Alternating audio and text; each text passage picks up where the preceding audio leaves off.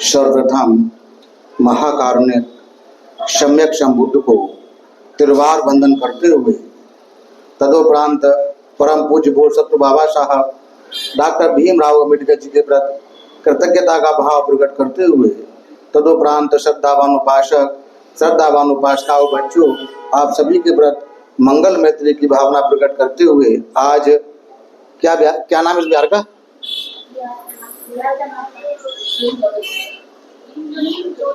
आज भीम ज्योति बुद्ध विहार 4 इमली में वर्षावास के पावन पुण्य अवसर पर बिहार के लोगों ने यहाँ परित्राण लिया, शील ग्रहण किए, भोजन दान दिया और धम्म देशना के लिए सभी लोग बैठे हैं।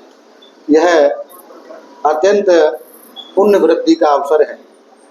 वर्षा काल में हमें अपने यथाशक्ति यथा सामर्थ्य पुण्य अर्जित करना चाहिए।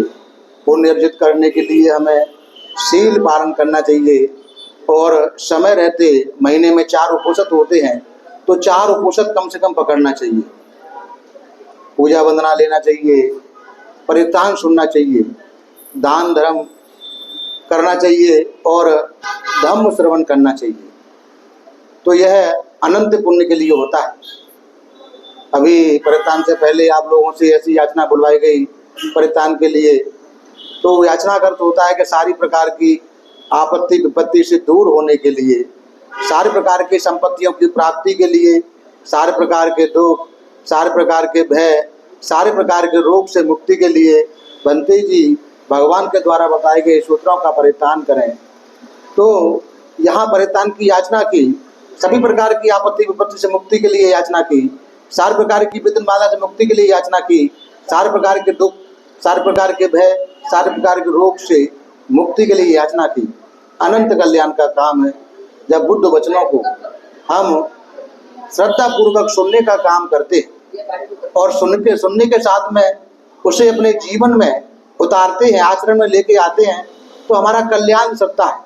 हम अपना भला करते हैं, अपने परिवार का भला करते हैं और समाज की भलाई में अपना योगदान देते हैं।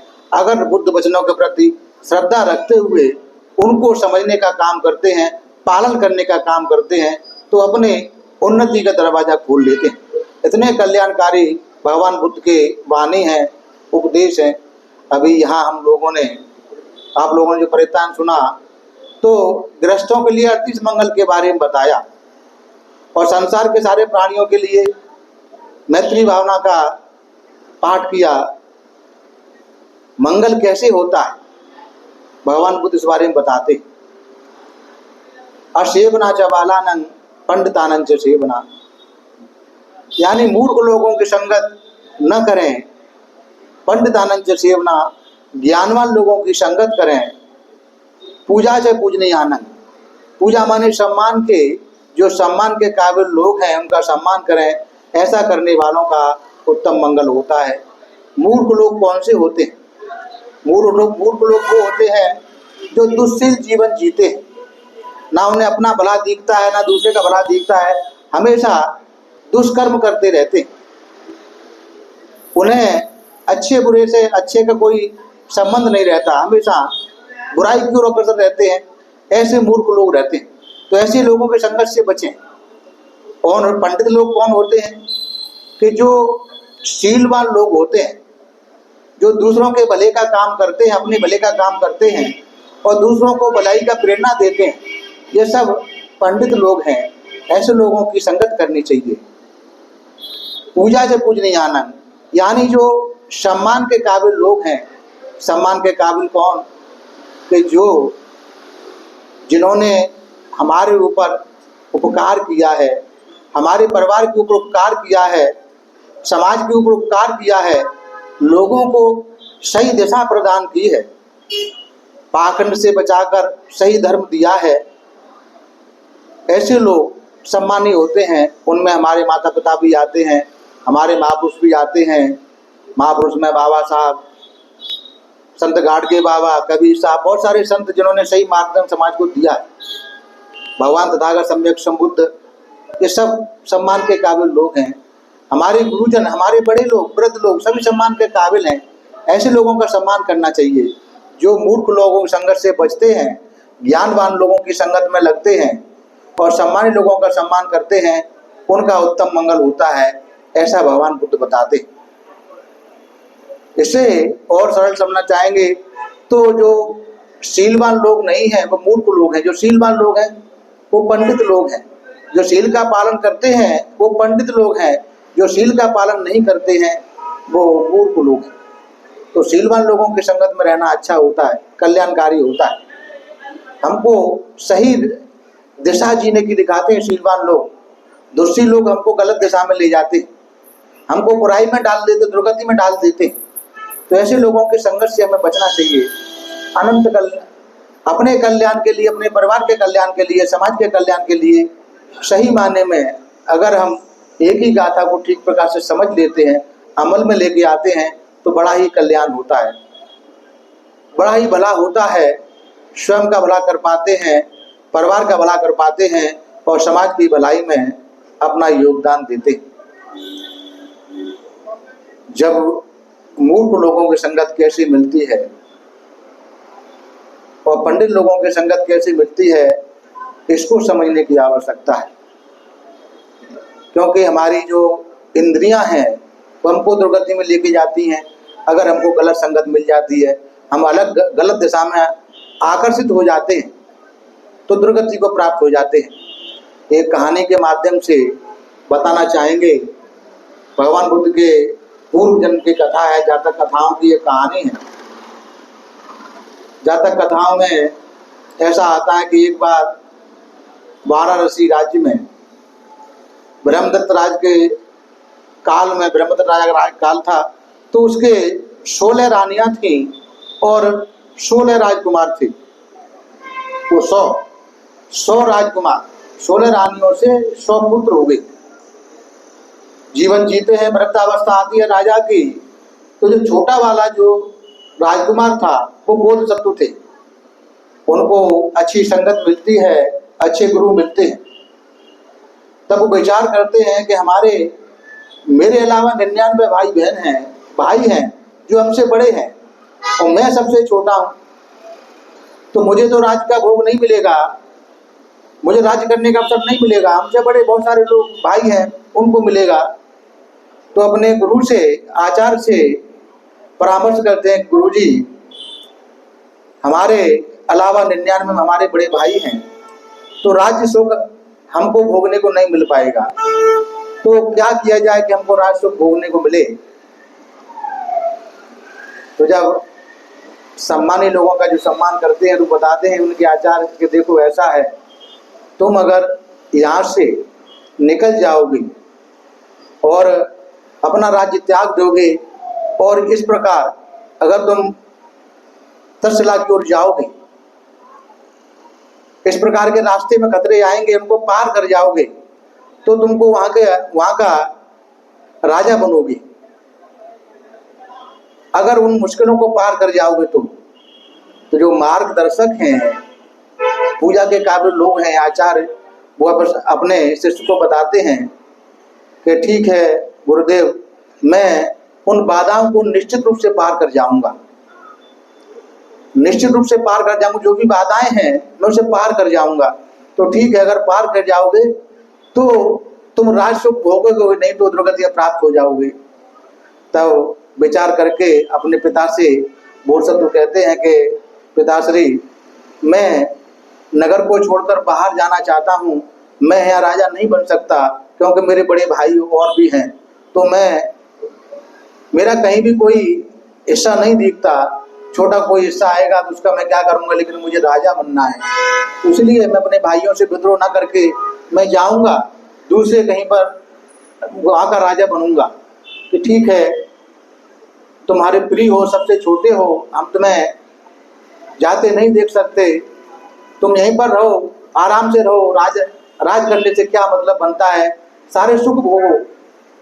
कि नहीं पिताश्री, हमें आज्ञा दें कि ठीक है तुम जाओ। वो जाने को तैयार होते हैं तो उसके 5 भाई और हैं जो उससे प्रेम करते थे ज्यादा, कि नहीं भाई, तुम सबसे छोटे हो, सुकुमार हो, बड़े कोमल हो, तुमने बाहर कुछ देखा नहीं है, हम तुम्हारे साथ चलेंगे। हम भी तुम्हारे साथ चलेंगे। वो राजकुमार कहते छोटा वाला कि नहीं भाइयों, मुझे अकेला जाने दो, मुझे बाधाएं पार करनी हैं।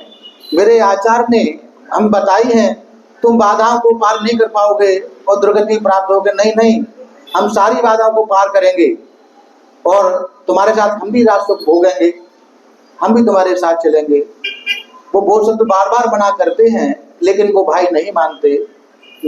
आखिर में कि चलो ठीक है, तो अपने पिता से विदा लेते हैं, चलते हैं। उनके आचार्य ने, बोधसत्व के आचार्य ने पहले बता दिया था कि बाधाएं उनको देखना है, 5 प्रकार की बाधाएं तुम्हारे रास्ते में पड़ेंगी। उन बाधाओं से पार निकल गए तो तुम रास्ते भोगने को मिलेगा। अगर बाधाओं फंस गए तो दुर्गति प्राप्त हो गई। चले जाते हैं, चलते जाते हैं। जंगल मिलता है, घना जंगल मिलता है। घने जंगल में जो यक्षिणी है, यक्षिणी रहती है जो मनुष्य का आहार करती है, मनुष्यों को लुभाने के लिए, क्योंकि सीधा अटैक नहीं कर सकती, इतनी बलवान नहीं होती। वो मनुष्यों को अपने मोह जाल में फंसाती है और उनका शिकार करती है। तो यक्षिणी एक सुंदर रूप बनाती है, बहुत ही सुंदर रूप बनाती है। उसकी सुंदरता पर बोधसत्व का एक भाई है, वो मोहित हो जाता है और उसको पाने के लिए लालायित होता है, उसके पीछे चलना चाहता है। तब बोधसत्व कहते हैं कि देखो भाई रुको, ये जंगल है और मेरे आचार्य ने बताया था कि बाधाएं आएंगी, उनसे पार करना है। जंगल में इतनी सुंदर स्त्री कहाँ से आई? ये जरूर कोई ना कोई यक्षिणी है जो आहार करना चाहती है तुम्हारा। तुम इसके जाल में मत फंसो, मत जाओ। लेकिन वह नहीं मानता, क्योंकि उसे वो आसक्ति पैदा हो गई उसमें। उसकी सुंदरता को देखकर उसमें मोहित हो गया और मोहित होते हुए वो उसे प्रेम जाल में फंसाते हुए अपने साथ लेके चल देती है। वो और भाई उसे बहुत रोकते हैं, लेकिन वह नहीं सुनता, किसी की नहीं सुनता। होता ही यह है कि जब किसी के चित्त पर काम जाग जाता है तो उसका विवेक शून्य व्यक्ति हो जाता है, मूर्ख बन जाता है और वो चला जाता है उसके साथ में। तब वह उसे अपने प्रेम जाल में फंसाकर उसको शिकार कर लेती है, आहार बना लेती है, मार देती है और उसको खा जाती है। वो अब 5 लोग रह जाते हैं, क्योंकि एक बोधसत्व तो 5 भाई साथ में चले थे, तो 5 लोग रह जाते हैं। वो उसके जाल में नहीं फंसते, आगे बढ़ते जाते हैं, आगे बढ़ते जाते हैं, आगे बढ़ते जाते हैं। जब आगे पहुंचते हैं, थोड़े से एक का शिकार कर लिया, दूसरे का शिकार करना चाहती है, तो देखा ये तो सुंदरता पर मोहित होने वाला था, अगले की कोई ना कोई कमजोरी और होगी, कोई ना कोई कमजोरी में फंसेगा। तो आगे जाकर वह अपने रिद्धि बल से, मोह जाल से चारों तरफ बड़ी ही सुंदर सुगंध फैला देती है, चारों तरफ सुगंध फैला देती है। तो जो सुगंधी का आसक्त उनका भाई था, जो उसे अच्छी गंध सूंघने में ज्यादा अच्छा लगता था, उसका मन उसमें लगता था, आसक्त हो जाता था, तो गंध को सूंघने के लिए वो आगे बढ़ता है। फिर कहते हैं बोधसत्व तो भाई मत जाओ, वह यक्षिणी का माया जाल है। वो यक्षिणी शिकार करना चाहती है, उसने माया जाल फैलाया है कि एक तो सुंदरता के जाल में फंस गया, दृश्य के, आंखों के दृश्य में फंस गया, और वह मेरा भाई अपने शरीर से, जान से हाथ गंवा बैठा। और तुम भी मेरे प्रिय भाई हो, तो मत जाओ, सुगंध के चक्कर में मत फंसो। यहाँ कैसे आया? ये सारा जंगल का एरिया, इसमें घना एरिया, जंगली जानवर रहते हैं, इतनी सुंदर और इतनी सुंदर सुगंध कहाँ से आई? ये सब माया जाल है। वो सब तो बहुत समझाते हैं, लेकिन नहीं, वो नहीं समझता। वो सुगंधी का क्योंकि इतनी सुंदर सुगंध थी, विभिन्न प्रकार की सुगंध, जिसको गंध अच्छी लगती है, ऊपर से सुंदरता, सुंदर स्त्री, तो वह उसका आकर्षण बढ़ता जाता है, आसक्ति बढ़ती जाती है और वह पीछे चलता जाता है। और भाई रोकते हैं लेकिन वह नहीं रुकता, उसको भी वो अपने माया जाल से वो सब तो एक भाई को ले जाती है और उसको भी वह समाप्त कर देती है, उसका भी आहार बना लेती है। अब 4 लोग रह जाते हैं वो सत्व के समेत। तब वो और आगे जाते हैं, आगे बढ़ते जाते हैं। जंगल का एरिया अभी चल रहा है और पहुंचते हुए जंगल के किनारे पर यक्षिणी उसका शिकार करने के बाद में सोचती है कि इनको 2 का तो शिकार कर लिया, इन 4 का शिकार और करना है। एक तो आंखों के दृश्य से जो मोहित होने वाला था वो आ गया, एक सुगंधी से मोहित होने वाला था वो आ गया। अब वो तीसरा माया जाल फैलाती है। तीसरा माया जाल क्या है? तो वह है जो मिठाई के पकवान हैं, भोजन के पकवान हैं, विभिन्न प्रकार की सुगंधी भोजन के पकवान की, जो खाने का आसक्त होता है जीव का, जिसकी जीव खाने के लिए, स्वाद के लिए आसक्ति भरी हुई होती है, वह राजकुमार उसके जाल में फंस जाता है। क्योंकि भोजन के विभिन्न प्रकार की सुगंध, अच्छे से अच्छे भोजन की सुगंध, तो भोजन की सुगंध को सूंघकर भोजन का आसक्त राजकुमार उसके जाल में फंसता है, उसके पास जाना चाहता है, विभिन्न प्रकार के खाने दिखाती है। तब फिर कहते हैं वो सब तो भाई मत जाओ, मत जाओ, 2 भाई हमको खो चुके हैं। एक आंखों के आसक्त होकर वो जाल में फंस गया, एक नाक के वशीभूत होकर जाल में फंस गया, और तुम जीव के वशीभूत होकर जाल में फंस रहे हो। इसका ये माया जाल है, मत फंसो, बर्बाद हो जाओगे, नष्ट हो जाओगे, समाप्त हो जाओगे। बहुत समझाते बोधसत्व, लेकिन वह नहीं समझता, नहीं समझता और उसके साथ में चला जाता है। भोजन की आसक्ति के वशीभूत होकर वो भोजन बन जाता है, उस यक्षिणी का वो भोजन बन जाता है। 3 भाई इस प्रकार समाप्त हो गए। जंगल का एरिया भी समाप्त होता है। फिर आगे रेगिस्तान मिलता है, रेगिस्तान मिलता है, मरुस्थल। आचार्य ने जैसे बताया था, तो मरुस्थल मिलता है। मरुस्थल में बढ़ते जाते हैं। 3 भाई तो चले गए, 3 भाई रह जाते हैं। तब वह जो है यक्षिणी अपना रूप बदलती है संगीत का, कि ये 3 तो मेरे जाल में फंस गए, 4थे को फंसाना है। तो वह अच्छा मधुर संगीत बजाती है, गीत गाती है, बहुत ही सुंदर गीत, बहुत ही सुंदर संगीत बजाती है। तो जो संगीत का आकर्षित राजकुमार था, जो सुंदर गीत सुनने का जो आकर्षित राजकुमार था, उसकी आकर्षण में फंस जाता है, उसके माया जाल में फंस जाता है।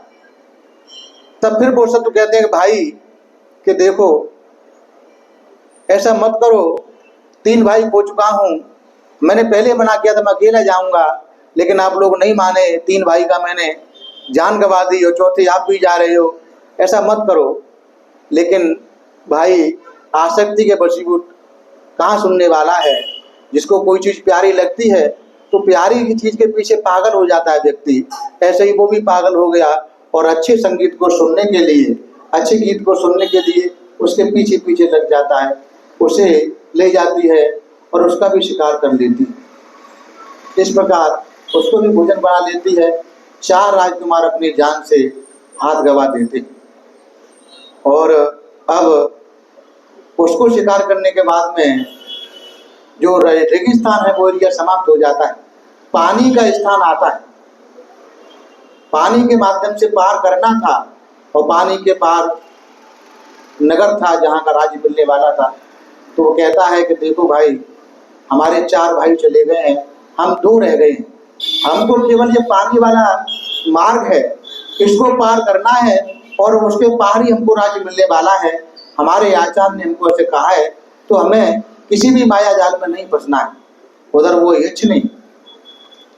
यक्षिणी सोचती है 4 को तो मैंने अपना आहार बना लिया, 2 और रह गए हैं, इनका भी आहार बनाना है। तो वह सोचती है कि इनको 4 को इस प्रकार आहार बना, 5 को कैसे बनाए। 5 को वो अपने इस रूप को इतना सुंदर बनाती है, इतना सुंदर बनाती है और आकर्षित बनाती है, और आकर्षित बना, सुंदर के साथ में आकर्षित बनाती है। इतना आकर्षित बनाती है कि व्यक्ति के अंदर काम अग्नि जग जाए, काम वासना जग जाए। पहले को सुंदर दृश्य के लिए आकर्षित किया और 5वें को काम वासना के वशीभूत करने के लिए आकर्षित करती है। छोटा भाई फिर समझाता है कि भाई हम लोगों के 4 भाई चले गए, हम 2 रह गए हैं, आप समझो बात को। हमारे बड़े भाई सुंदरता के जाल में फंस गए, अच्छे के जाल में फंस गए, और तुम काम वासना के जाल में फंस रहे हो।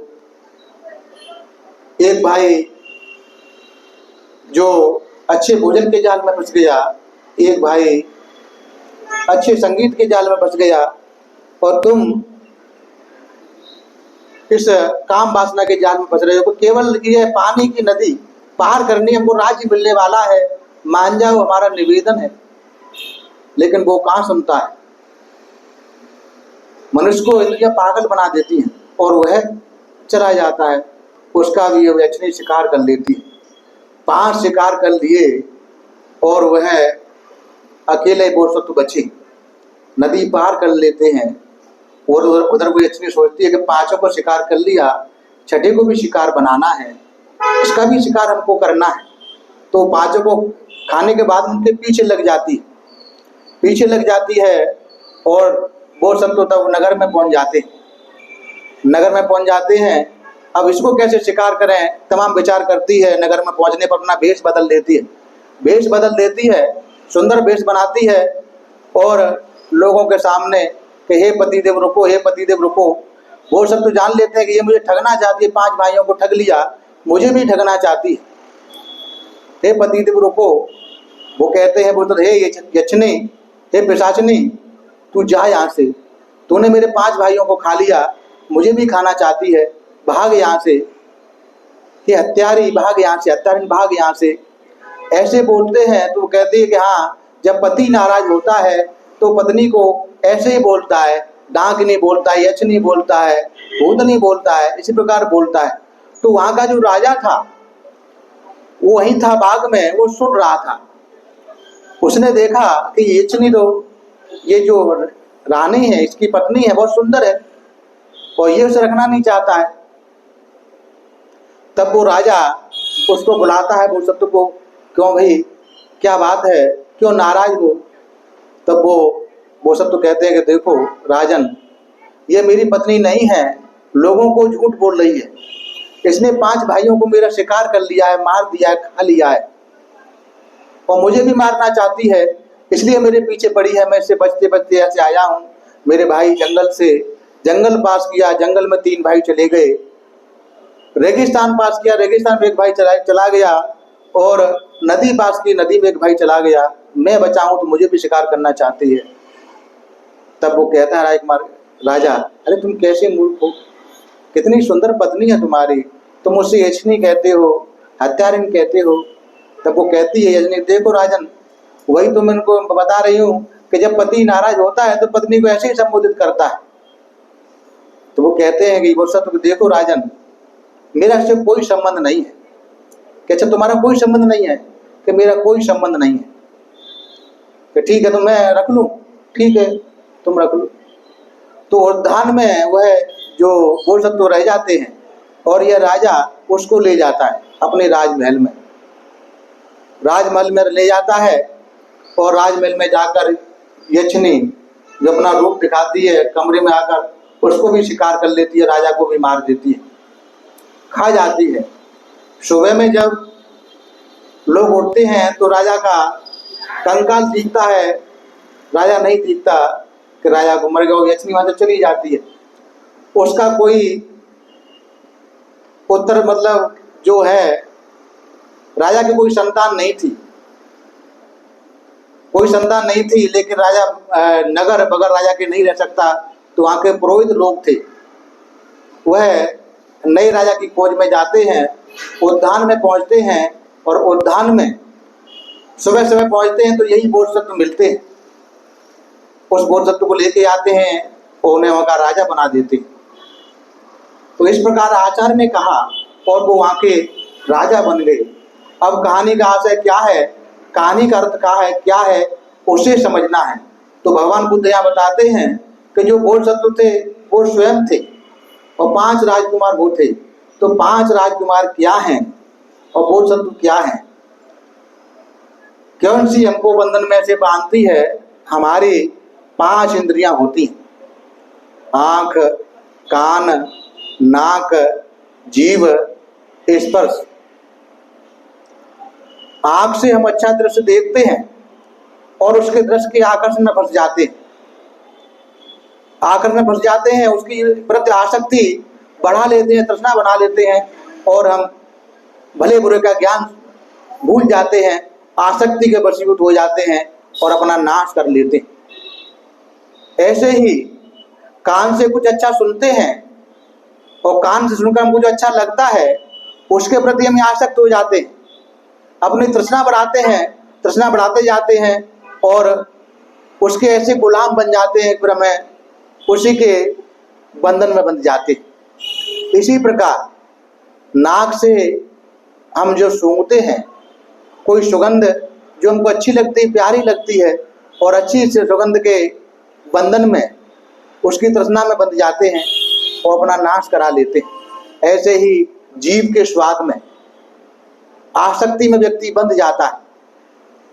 ज़्यादा खाने वाला कोई व्यक्ति, उसे जीभ का स्वाद लग जाता है, उसके बंधन में बंध जाता है, आसक्ति बंध जाता है, अपना नाश करा लेता है। ऐसे ही स्पर्श जो होता है, त्वचा का स्पर्श, उसकी भी आसक्ति, काम राग जागता है, उसके आदमी उसके जाल में फंस जाता है, अंधा हो जाता है, अपना नाश कर बैठता है। और छठवां मन है, 5 इंद्रियां और छठवां मन, जिसे षडायतन बोलते हैं।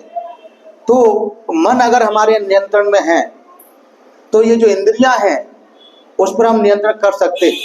मन हमारा नियंत्रण में नहीं है तो ये इंद्रियां हमको बंधन में बनाते जाती हैं। अनेक जाति संसारंग संधा विसंग निवसंग, मतलब बार बार जन्म लेते हैं, बार बार मरते हैं, आसक्तियों को वशीभूत होकर। कोई अच्छे दृश्यों को देखने के चक्कर में, कोई अच्छा सूंघने के चक्कर में, कोई अच्छा खाने के चक्कर में, कोई अच्छा सुनने के चक्कर में, कोई अच्छा भोगने के चक्कर में, इसी बंधनों में बंधे जाते हैं, बार बार जन्म लेते हैं, बार बार मरते हैं।